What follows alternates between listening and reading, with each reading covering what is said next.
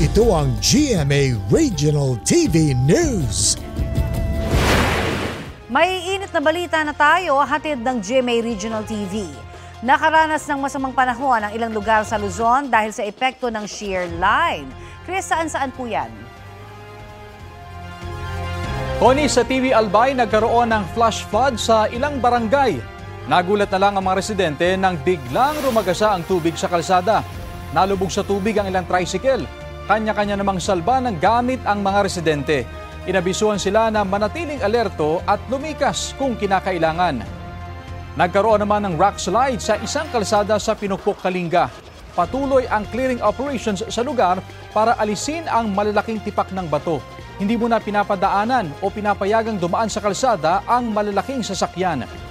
Dahil naman sa bagyong Verbena, stranded ang mahigit sa 1,000 pasahero sa Batangas Port matapos kansilahin ang ilang biyahe pa Visayas at Mindanao.